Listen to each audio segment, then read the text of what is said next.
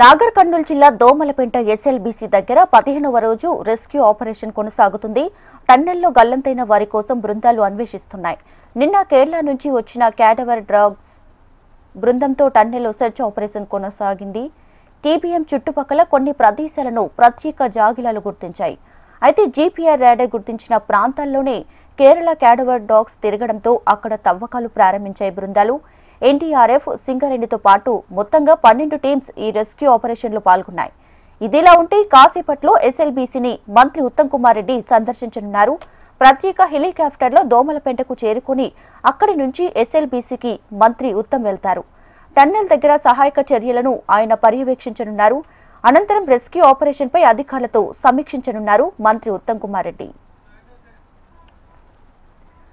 రైట్గా SLBC tunnel ఘటనకు 15వ రోజైతే పూర్తి కావస్తుంది. దీనికి సంబంధించి మరిన్ని డీటెయిల్స్ తో మా ప్రతినిధి నరేంద్రచారి ఫోన్ లో సిద్ధంగా ఉన్నారు. నరేంద్ర, దీపిగా ఎస్ఎల్బీసీ వద్ద 15వ రోజు రెస్క్యూ ఆపరేషన్ కొనసాగుతున్నాయి. యథావిధిగానే 12 బృందాలతో సింగరేణి నుంచి 12 బృందాలతో పాటు ఇక్కడ రెస్క్యూ ఆపరేషన్ కొనసాగుతున్నాయి. సింగరేణి నుంచి కూడా అదనపు బలగాలను కూడా రప్పించి రెస్క్యూ ఆపరేషన్ కొనసాగిస్తున్నారు. నిన్న 110 మందితో రెస్క్యూ ఆపరేషన్ కొనసాగింది. ఈ రోజు అదే బలగాలతో కూడా ఇప్పటికే సొరంగం వద్ద ప్రతినిధులు కూడా ఇప్పటికే రెస్క్యూ ఆపరేషన్ కొనసాగిస్తున్నారు. ప్రతినిధులు దాదాపుగా ఇప్పటికే సొరంగం పై భాగంలో ఎన్జీఆర్ఐ బృందాలు కూడా భూగర్భ సంబంధించిన పరిస్థితులను కూడా అంచనా వేశారు. అక్కడ అడవి ప్రాంతంలో భూభాగం అంటే సొరంగం మార్గం కూలిపోయిందో దాని పై భాగంలో ఎలా ఉంది దానిపైన కూడా సర్వే చేసిన పరిస్థితి కనిపిస్తుంది. ఇక హైదరాబాద్ నుంచి వచ్చినటువంటి అన్వీర్ రోబోటిక్స్ బృందం, అలాగే మద్రాస్ ఐఐటి ప్రొఫెసర్ల బృందం కూడా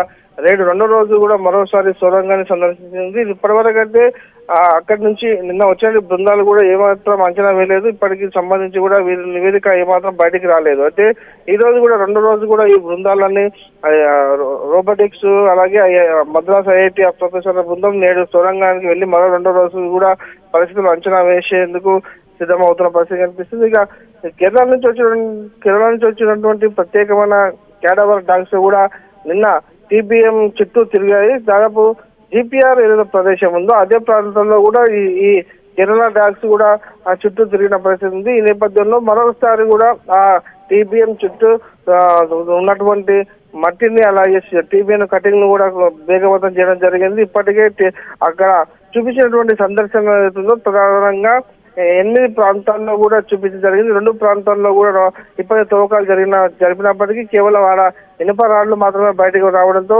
నిరుత్సాహం చెందినటువంటి మిగతా ప్రాంతాల్లో కూడా 6 ప్రాంతాల్లో కూడా ఈ రెస్క్యూ బృందాలు కొనసాగిస్తున్న పరిస్థితి కనిపిస్తుంది. ఇక చూసుకుంటే ప్రధానంగా 1500 టన్నులు ఉన్నటువంటి టీబీఎన్ ను కత్తిరించేందుకు ఇంకా పనులు మాత్రం వేగంగా కొనసాగుతున్నాయి. లోకో ట్రైన్ ద్వారా సామాగ్రిని కట్ చేసినటువంటి సామాగ్రిని కూడా బయటికి పంపుతున్న పరిస్థితి కనిపిస్తుంది. దాదాపు మరో 5-6 రోజుల వరకు కూడా ఈ రెస్క్యూ ఆపరేషన్ కొనసాగే అవకాశాలు ఉన్నాయి. సంఘటనా స్థలానికి పూర్తి స్థాయిలో లోకో ట్రైన్ వెళ్లాలంటే కనుక మరో 5-6 రోజులు పట్టే అవకాశాలు కనిపిస్తున్నాయి. ఇప్పటికే ఈ టీబీఎన్ మిసైల్ మాత్రం పూర్తిగా కట్టలతో నిరంతరంగా కటింగ్ చేస్తున్న రైల్వే సిబ్బంది కట్ చేస్తున్న పరిస్థితి కనిపిస్తుంది. ఈ కత్తిరింపులు చేసినటువంటి వాటిని కూడా లోకో ట్రైన్ ద్వారా బయటకు పంపుతున్నారు. ఇక మట్టిని యథావిధిగా మట్టితో పాటు బురదను కూడా బయటకు పంపుతున్న పరిస్థితి కనిపిస్తుంది. ఇక అయితే ఈ సంఘటన జరిగినటువంటి 13.5 కిలోమీటర్ల వరకు కూడా ప్రొక్లైన్ వెళ్లేందుకు అంటే జేసీబీలు ఇటాచీలు కూడా లోపల తీసుకెళ్లి మట్టిని తరలించేందుకు కూడా మార్గం సుగమం చేస్తున్న పరిస్థితి కనిపిస్తుంది. దీనికి సంబంధించి కూడా సహాయక చర్యలు మాత్రం ముమ్మరంగా కొనసాగుతున్నాయి. ఇదే పరిస్థితి చూసుకున్నట్లయితే దాదాపు మరో 5-6 రోజుల వరకు కూడా 13.5 సొరంగ మార్గంతో పడి ఉందో అక్కడి వరకు వెళ్ళాలంటే కూడా మరో 5-6 రోజులు పట్టే అవకాశాలు కనిపిస్తున్నాయి. మరి కాసేపట్లో మంత్రి ఉత్తమ్ కుమార్ రెడ్డి కూడా ఎస్ఎల్బీసీ సొరంగం వద్దకు చేరుకుని అక్కడ సహాయ చర్యలు మరోసారి పరిశీలించనున్నారు. అలాగే కొనసాగుతున్నటువంటి సహాయక బృందాల తర్వాత రోబోటిక్స్ సంబంధించినటువంటి బృందాలు మంత్రి ఉత్తమ్ కుమార్ తో కూడా సమావేశమై దీనికి సంబంధించిన చేపట్టబోయే చర్యలపైన కూడా సమీక్ష నిర్వహించనున్నారు. దీపిక, అయితే నరేంద్ర, ఘటన జరిగి ఇవాళకి 15 రోజులు పూర్తిగా వస్తుంది. ఇంకా ఎలాంటి ఆచూకీ కూడా ఇంకా లభించలేదు. సో మరి నిన్న చూసుకుంటే కేరళ నుంచి వచ్చిన స్పెషల్ టీమ్స్ కూడా కొన్ని షాడో స్పాట్స్ గుర్తించినట్లు తెలుస్తుంది. దానికి సంబంధించి అప్డేట్స్ ఏంటి?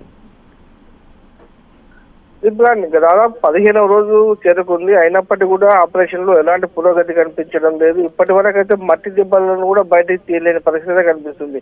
ఏదైతే బాగా ఈ లోకో ట్రైన్ అలాగే ఈ బయటికి పంపించి అంటే మట్టిని తవ్వుతూ ఉన్నారు తప్పిస్తే అక్కడి నుంచి బయటికి మట్టి తీసుకురావడం చాలా కష్టసాధ్యమైన పరిస్థితి కనిపిస్తుంది. లోకో ట్రైన్ లోపల వరకు వెళ్ళలేని పరిస్థితి. దాదాపు 12 కిలోమీటర్ల వరకే ఈ ట్రైన్ వెళ్తుంది. అలాగే ఈ ట్రైన్ నుంచి కూడా పూర్తి స్థాయిలో మట్టిని తరలించడం చాలా కష్టసాధ్యమైన నేపథ్యంలో ఏదైతే ఈ ప్రత్యేక బృందాలు ఉన్నాయో దాదాపు కేరళ నుంచి వచ్చినటువంటి ఈ స్పెషల్ డాగ్స్ ఏవైతే వాటి ద్వారా గుర్తించి అదే ప్రాంతంలో తవ్వకాలు జరుపుతున్నారు. ఈ నేపథ్యంలో కొంచెం ఆలస్యం అయ్యే అవకాశాలు కనిపిస్తుంది. మరో 2-3 రోజుల వరకు కూడా ఎలాంటి పురోగతి కనిపించే అవకాశాలు లేవు. Deepika. Right Narendra, thanks for the updates.